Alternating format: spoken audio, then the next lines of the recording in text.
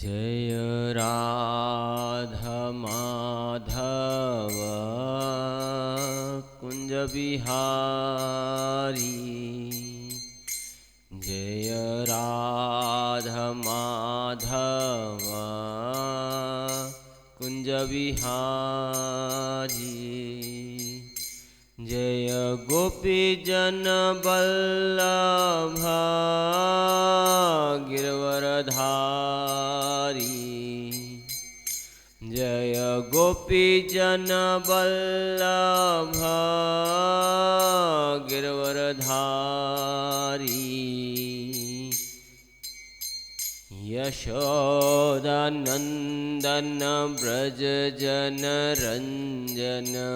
यशोदानंदन व्रज जन रंजन। यमुना तीर बनचारी। यमुना तीर बनचारी। जय राधा माधवा कुंज बिहारी। जय श्री कृष्ण चैतन्य प्रभु नित्यानंद। श्री अद्वैत गदाधर श्रीवासादि गौर भक्तवृंद।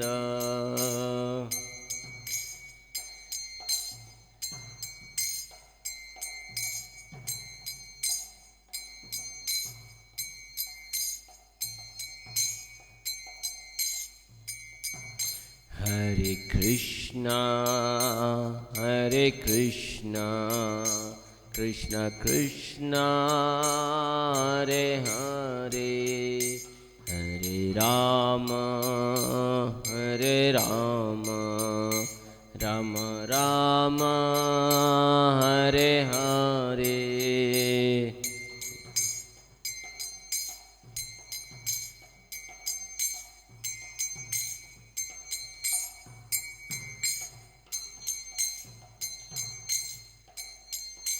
हरे राम राम राम। जय गौरनिताय गौरनिताय गौरनिताय। जय गौरनिताय।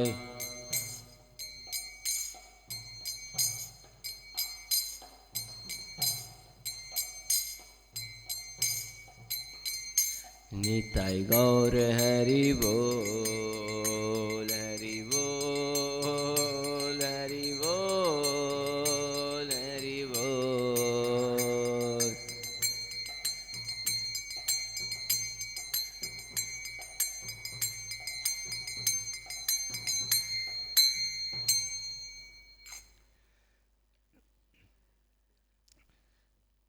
ॐ ज्ञानं तिमिरन्धस्य ज्ञानञ्जनशलाकये चक्षुरुन्मीलितं येन तस्मै श्रीगुरुवे नमः। श्रीचैतन्यमनोभीष्टं स्थापितं येन भूतले स्वयं रूपं कदा मह्यं ददाति स्वपदान्तिकम्। वन्देऽहं श्रीगुरु श्रीयुतपदकमलं श्रीगुरून् वैष्णवांश्च श्रीरूपं साग्रजातं सहगण रघुनाथवितं तं सजीवं सावधूतं सावधूतं परिजनसहितं कृष्णचैतन्यदेवं श्रीराधा कृष्णपादान् सहगण ललिता श्रीविशाखावितांश्च च। नमो विष्णुपादाय कृष्णपृष्ठाय भूतले श्रीमते भक्तिवेदान्तस्वामीति नामिने। नमस्ते सरस्वतीदेवे गौरवाणी प्रचारिणे निर्विशेषशून्यवादी पाश्चात्यदेशतारिणे। हे कृष्ण करुणा सिंधु दीनबंधु जगतपते गोपीश गोपिका कांत राधा कांत नमस्तुते। तप्त कांचन गौरांगी राधे वृंदावनेश्वरी वृषभानुसुते देवी प्रणमामि हरिप्रिये वृंदाय तुलसीदेव्याय प्रियाय केशविश्च कृष्ण भक्ति प्रददेवी सत्यवती नमो नमः। वाञ्छाकल्पतरु भयस्य कृपा सिन्धु भयेव च पतितनाम पावनेभ्यो वैष्णवेभ्यो नमो नमः। जय श्री कृष्ण चैतन्य प्रभु नित्यानंद श्री अद्वैत गदाधर श्रीवासादि गौर भक्तवृंद। हरे कृष्ण कृष्ण कृष्ण हरे हरे, हरे राम राम राम हरे हरे। ओम नमो भगवते वासुदेवाय। ओम नमो भगवते वासुदेवाय। ओम नमो भगवते वासुदेवाय। श्रीमद्भागवतम स्कंद 1 अध्याय 19 श्लोक नंबर 30 सुखदेव गोस्वामी का प्रकट होना।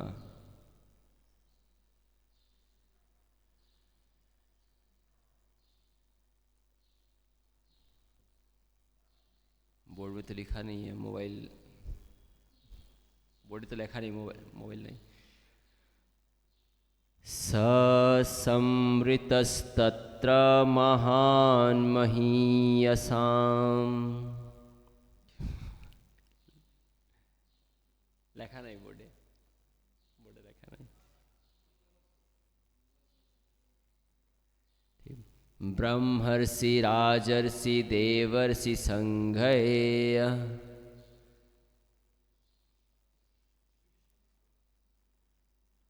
वैरोचतालं भगवान् यथेन्दुर् गृहर्क्षतारा निग्रहे परितः स संवृतस्तत्र महान् महीयसां ब्रह्मर्षि राजर्षि देवर्षि संघये वैरोचतालं भगवान् यथेन्दुर्गृहरक्षतारा नैगृह परितः स संवृतस्तत्र महान् महीयसां ब्रह्मर्षि राजर्षि देवर्षि संघये वैरोचतालं भगवान् यथेन्दुर्गृहरक्षतारा निग्रह परितः। बोलें प्रभु। ठीक है। अनुवाद तथा तात्पर्य श्री प्रभुपाद की जय। तब सुखदेव गोस्वामी साधु मुनियों तथा देवताओं से इस तरह घिरे हुए थे जिस तरह चंद्रमा तारों नक्षत्रों तथा अन्य आकाशीय पिंडियों से घिरा रहता है।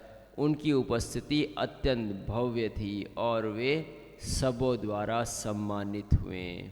तात्पर्य साधु पुरुष की महिमा में ब्रह्मर्षि व्यासदेव, देवर्षि नारद और क्षत्रिय राजा में महान शासक परशुराम इत्यादि थे। इनमें से कुछ भगवान के शक्ति संपन्न अवतार थे।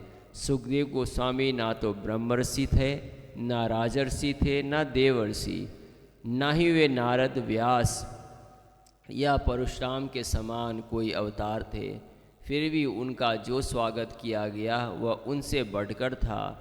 इसका अर्थ यह हुआ कि संसार में भगवान की उपेक्षा भगवान की भक्त की अधिक सम्मान होता है। अतएव सुखदेव गोस्वामी जैसे भक्त की महत्ता को कभी कम करके नहीं आंकना चाहिए। सुत गोस्वामी जी यहाँ बता रहे हैं कि अब सुखदेव गोस्वामी जी आते हैं, वो तो घूम रहे हैं दिगंबर होके, सर पे कोई मतलब वस्त्र, शरीर पे कोई वस्त्र नहीं है और इससे पहले का श्लोक में उनका कांति का वर्णन किया गया कि देखने में कितने सुंदर हैं, उनका नयन कितना सुंदर है, उनका शरीर का गठन कैसा है, उनका छाती चौड़ा है, यहाँ पे हड्डी नहीं है, भरा हुआ है ना। और इतने सुंदर है, इतने आकर्षित है कि उनके पीछे सभी स्त्रियाँ पीछे उनके घूम रही हैं, उनका शरीर का आकर्षण, जबकि वो छुपाना चाह रहे हैं। और कुछ बालक किस समान उसके पीछे दौड़ रहे हैं जैसे कि कोई पागल होगा, क्योंकि उस प्रकार से वो अपने जीवन को व्यापन कर रहे हैं। लेकिन जैसे ही वो सभा मंडल में प्रवेश करते हैं, जहाँ पे महाराज परीक्षित विराजमान है गंगा के तट पर या यमुना के तट पर, जैसा भी है ना ये, तो वहाँ विराजमान है। सभी साधु संत आ जाते हैं, देवतागण ऊपर से पुष्प बरसाते हैं। और जब सुखदेव गोस्वामी वहाँ पे प्रकट होते हैं तो बाकी जो भी उनके पीछे जो स्त्रियाँ थी, जो बाल बच्चे थे, वो स्तब्ध रह जाते हैं कि जिनको हम पागल समझ के जिनके पीछे हम दौड़ रहे हैं सिर्फ आनंद लेने के लिए, उनको उनसे ऐसा कोई मतलब नहीं था कि उनसे आध्यात्मिक लाभ मिलेगा। वो उन सोचते थे बस एक पागल है, कुछ आनंद उठा लिया जाए, इसलिए बच्चे और स्त्रियाँ उनके पीछे घूम रही थी। तो वो लोग स्तब्ध रह गए और अपने अपने जगह हट गए और माहौल एकदम शांत हो गया। अब यहाँ पे अब देखिए कि सुखदेव गोस्वामी जी किस प्रकार यहाँ दिख रहे हैं। पहले इनका वर्णन हुआ, कांति कितना सुंदर, उनका हाथ जो है भुजा वो घुटने तक को छू रहा है, कांति का वर्णन है। और अब बताया जा रहा है कि जब वो सभा में विराजमान हुए तो जिस प्रकार रात में हम लोग जब चंद्रमा को देखते हैं तो चंद्रमा के चारों ओर क्या दिखता है, छोटे छोटे टिमटिमाते तारे दिखते हैं, नक्षत्र दिखते हैं, ग्रह दिखते हैं, है ना। हम लोग को तारा दिखता है लेकिन बाकी जो नक्षत्र है, ग्रह है, वो सब आसपास मंडराते हैं और चंद्रमा उसमें दिखता है बहुत सुंदर तरीके में। उसी प्रकार यहाँ पे सुध गोस्वामी जी कहते हैं जब सुखदेव गोस्वामी वहाँ पे जब पधारते हैं और ऐसा लगता है कि जैसे एक चंद्रमा के तरह वहाँ पे आलोकित है और सभी जो लोग उनको सुनने के लिए, उनका आगमन के लिए उनको स्वागत कर रहे हैं। वो एक तारामंडल नक्षत्रों के जैसा है। जिस तरह घिरे हुए चंद्रमा को तारे, नक्षत्र तथा अन्य आकाशीय पिंडों से घिरा रहता है, जो अन्य आकाश का पिंड है जिस प्रकार एक चंद्रमा को घेरा रहता है, उसी प्रकार सुखदेव गोस्वामी को ऐसा दिख रहे थे सुखदेव गोस्वामी की वैसे सभी लोग उनको घेर के बैठे हुए हैं। प्रभुपाद जी तात्पर्य में और अच्छा इसका व्याख्या करते हैं कि ब्रह्मर्षि, राजर्षि, देवर्षि, जैसे ब्रह्मर्षि में व्यासदेव जी का तुलना किया गया है, देवर्षि में नारद जी का तुलना किया गया है, राजर्षि में साक्षात भगवान के अवतार परशुराम जी का तुलना किया गया। बोले ये सब वहाँ पे विराजमान है। और इनके होते हुए भी जब सुखदेव गोस्वामी जी वहाँ पे आते हैं तो सुखदेव गोस्वामी जी का इस प्रकार स्वागत किया गया कि उनसे भी ज़्यादा स्वागत किया गया। और कहते हैं कि सुखदेव गोस्वामी ना तो ब्रह्मर्षि थे, ना राजर्षि थे, ना देवर्षि थे, वो कोई ऋषि के तुल्य भी नहीं थे, लेकिन क्या थे, वो भगवान के परम भक्त थे। तो प्रभुपाद जी कहते हैं कि अगर भगवान का कोई परम भक्त हो तो उसको इतना सम्मान इस जगत में मिल जाता है कभी कभी जो स्वयं भगवान को ही प्राप्त नहीं है। तो इससे नहीं कि भगवान के अंदर ईश्वर, जब भगवान और ये भगवान का ही कृपा है कि उनको इतना ज़्यादा, क्योंकि भगवान के साथ व्यासदेव जी को भी भगवान का अवतार बताया गया है, नारद मुनि को भी भगवान का अवतार बताया गया है, परशुराम जी को ही भगवान का अवतार बताया गया है। लेकिन उनके रहते हुए भी उनको, जब उनके आगमन में उनको जितना सम्मान नहीं मिला, उनसे ज़्यादा सम्मान किसको मिल रहा है, सुखदेव गोस्वामी जी को मिल रहा है। और सुखदेव गोस्वामी कैसे लग भी रहे हैं कि इस प्रकार उनके सामने बाकी लोग एक तारा की तरह टिमटिमा रहे हैं और वो चंद्रमा की तरह आलोकित है। तो बोलते हैं कभी कभी संसार में ऐसा हो जाता है कि भगवान अपने भक्त को भी इस प्रकार सम्मानित कर देते हैं कि वो भगवान से भी उच्च है, भगवान से भी भिन्न है। ये भगवान का ही कृपा है। और जब सुखदेव गोस्वामी जी को उस आसन में बैठाया गया तो इसके बाद परीक्षित महाराज ने भी जब उनसे प्रश्न पूछना, एक प्रश्न प्रश्न पूछने का भी तरीका है। बोलते हैं गुरु से जब हम लोग प्रश्न पूछे या जाने, तो प्रभुपाद जी कहते हैं उसका भी तरीका है कि हम लोग हाथ जोड़ के विनीत होकर प्रश्न पूछे, ताकि हमारे अंदर कोई अहंकार ना हो। कितने बार हम लोग परीक्षा लेने के लिए प्रश्न करते हैं कि पता नहीं जो व्यक्ति गुरु जिसको हम बनाने जा रहे हैं, है ना, कितना बार एक बार मैं क्लास में सुन रहा था, महाराज क्लास दे रहे थे, कभी कभी गुरु हम बनाते हैं। हम लोग को शिष्य बनना चाहिए, लेकिन हम लोग गुरु बना लेते हैं, तो वो गुरु का कभी कभी त्याग भी हो जाता है। जैसे हम लोग देखते हैं, सुनते हैं, इनका क्लास सुनते हैं, हाँ इनको 10 में से 8 देना चाहिए, इनको 10 में से 7 देना चाहिए, है ना। तो हम लोग क्या करते हैं, हम लोग तोल मोल करके हम लोग गुरु को बना लेते हैं। तो बोलता है जब आपने ही गुरु बनाया है तो कल आप गुरु को छोड़ भी सकते हैं, लेकिन जब गुरु आपको शिष्य बनाएगा तब आप हमेशा गुरु के अंडर में रहेंगे। लेकिन जब हम लोग गुरु बनाएंगे, हम लोग नंबर देते हैं ना, हाँ ये वक्ता बहुत अच्छा है, इनको 10 में से 10 देते हैं, इनको 8 देते हैं, इनको 7 देते हैं, इनका क्वालिटी ऐसा है, तो हम लोग गुरु बना रहे हैं, गुरु ने हमको शिष्य नहीं बनाया। तो बोलते जब हम परीक्षित महाराज पूरे भूमंडल के राजा थे, लेकिन जब सुखदेव गोस्वामी जी वहाँ पे आते हैं तो साक्षात पूरा दंडवत प्रणाम करके उनको स्वागत करते हैं और हाथ जोड़ के उनको विनीत भाव से प्रार्थना करते हैं। और देखिए प्रश्न से पहले ही पूछा गया, फिर से वो प्रश्न पूछते आगे प्रभुपाद जी कहते हैं कि एकदम विनीत भाव से शरणागत होके हाथ जोड़े हुए प्रश्न पूछते हैं। वो भी खुश है, उनके चित्त पे ऐसा कोई डर नहीं है, कोई भय नहीं है कि उनका मृत्यु होने वाला है।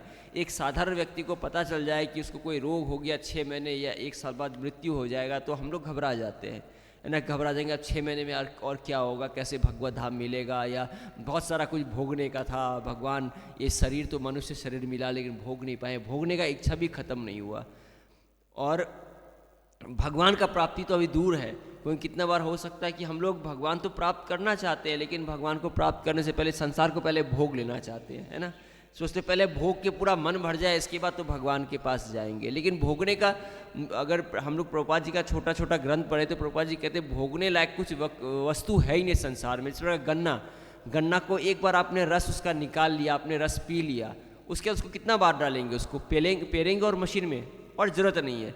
तो हम लोग भोगा हुआ सुख को ही बार बार भोगना चाहते हैं, उसका सुख अनुभव कर भी लिया, सुख है नहीं, फिर भी मान लीजिए अनुभव कर लिया, और उसी चूसे हुए गन्ना को बार बार चूस रहे हैं। जिस प्रकार एक कुत्ता, उसको अगर हड्डी का टुकड़ा मिल गया तो क्या करता है, वो सोचता अभी भी इसमें रस होगा, लेकिन वो हड्डी बहुत दिन से पड़ा हुआ, उसको वो सूख गया, वो खराब हो चुका है, लेकिन कुत्ता क्या करता है, उसको चबाता है, और चबाने के बाद क्या होता है, उसके ही जीवा से, उसको चबाते चबाते उसके दांत से, उसके जीवा से खून निकलना शुरू होता है, और उसको लगता है ये हड्डी से खून निकल रहा है, और वो उस खून का बड़ा आनंद लेता है। उसी प्रकार हम लोग बोलते हैं इस संसार में आनंद है ही नहीं, हम लोग अपने ही खून को जला के तपा के उससे उसको हमको लग रहा है कि हम लोग इससे आनंद पा रहे हैं, लेकिन सही मैंने आनंद नहीं, वो हमारा ही खून है। ऐसा नहीं कि हम लोग कोई वस्तु से आनंद पा रहे हैं, हमारे अंदर का आनंद हमारे अंदर ही है, लेकिन हम लोग उसको वस्तु में ढूंढ रहे हैं। जिस प्रकार एक कुत्ता उस हड्डी में ढूंढ रहा है, लेकिन उसको पता नहीं चलता कि हड्डी से खून नहीं निकल रहा है, उसके मुख से खून निकल रहा है, और उसको सुख को पाना चाहता है। तो परीक्षित महाराज के अंदर कोई भय नहीं है कि और मैं तो पूरे इस भूमंडल का राजा था, मेरा 7 दिन बाद मृत्यु हो जाएगा। और सबसे पहला प्रश्न वो जन कल्याण के लिए पूछते हैं सुखदेव गोस्वामी जी से विनीत भाव से कि कृपया करके कुछ ऐसा बताएं जिससे कोई साधारण व्यक्ति भी भगवान का लाभ कर पाए। फिर बोलते आगे, खासकर उस व्यक्ति के लिए बताए जो मरने का स्थिति में है। अब ये प्रश्न उनके लिए भी है और नहीं भी है। और हम लोग अगर गहराई से सोचे तो हम लोग सब तो मरने वाले हैं, ऐसा तो नहीं कि हम लोग बहुत दिन बचेंगे, तो हम लोग सबका स्थिति कि हम लोग मरने वाले ही हैं। तो ये प्रश्न भी जन कल्याण के लिए। कोई परीक्षित महाराज, तो इससे पहला जो श्लोक हम लोग जो कल किए, तो परीक्षित महाराज को क्या कहा गया है, विष्णु रातो, मतलब जो भगवान विष्णु द्वारा रक्षित है। तो आप समझिए जो भगवान विष्णु के द्वारा रक्षित है उनका कभी मृत्यु हो सकता है? माता के गर्भ में भी उनका रक्षा किया गया। जब वो अबोध बालक थे, उनके अंदर कोई क्षमता नहीं थी, अभी तो राजा है है ना, उनके अंदर सारा गुण है, सारा अपने अंदर अपने आप को बचाने को, भगवान को प्रार्थना करने का भी सब कुछ गुण लेके आए हैं, पांडव का वंश का है। लेकिन जब वो गर्भ में थे तो ही भगवान विष्णु के द्वारा, भगवान कृष्ण के द्वारा उनका रक्षा किया गया। तो अभी तो आराम से वो अपने आप को भगवान को प्रार्थना करके कोई ना कोई प्रकार से वो अपने आप को बचा सकते थे। लेकिन वो अपने आप को नहीं, वो जो हम लोग के कल्याण के कारण वो अपने आप को शरणागत कर देते हैं कि उस व्यक्ति के कल्याण के लिए कुछ ऐसा मार्ग बताए। सुखदेव गोस्वामी जी से पूछते हैं जो हर व्यक्ति के लिए लाभप्रद हो और खासकर उनके लिए जो मरने का स्थिति में हो। और अभी तो सुखदेव गोस्वामी का यहाँ पे प्रकट भाव होता है। हम लोग दूसरे स्कंद में जब हम लोग जाएंगे तो दूसरे स्कंद तो रस से भरा हुआ है। जैसे श्रीमद् भागवतम पहला स्कंद से ये रस है, ये रस प्रदान करता है, क्योंकि ये बताया गया निगम कल्पतरु गलितम फलम, क्या श्लोक है, निगम कल्पतरु गलितम फलम सुख मुखाद अमृत दिव संयुतम पीवत भागवतम रसमालयम मुहुर रसिका भुवि भावुका। बोलते क्या है, एकदम रस है, पका हुआ रस है। हम लोग फल खाएंगे तो फल खाने का कुछ फेंक देना पड़ेगा, लेकिन फल का रस में कुछ फेंकने योग्य कुछ नहीं होता है। वो तो पान करेंगे तो आनंद होगा। जिस प्रकार आम खाएंगे तो आम में उसका गुठली फेंकना पड़ेगा, लेकिन आम रस अगर पिएंगे तो आम रस में कुछ फेंकेंगे, उसको एक एक जो उसका सिप लेंगे, एक एक जो चुस्की लेंगे, उसमें भी आनंद मिलेगा। तो वैसे श्रीमद् भागवतम है। तो अब दूसरे स्कंद में सुखदेव गोस्वामी जी के मुख से निकलेगा ये श्रीमद् भागवतम, जब परीक्षित महाराज शरणागत होते हैं और सब कुछ बताते हैं किस प्रकार से हम लोग अपना कल्याण कर सके। ग्रंथराज श्रीमद् भागवतम की जय। समस्त भक्त